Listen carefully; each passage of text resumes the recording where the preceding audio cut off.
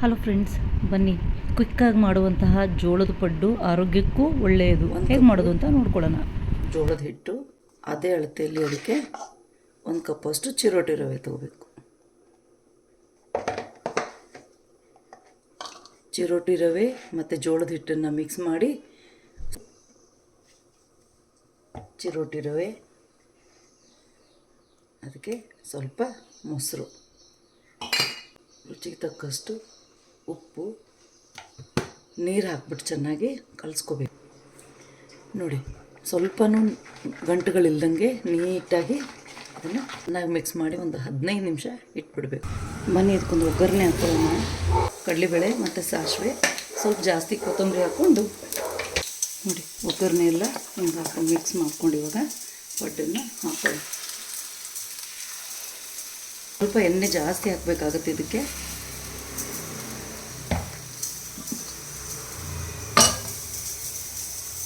ಎರಡು ಬದಿಲೂ ಪಡ್ಡನ್ನ ಬೇಯಿಸ್ಕೊಳ್ಳೋದು ಹಿಂಗಿಟ್ಟು.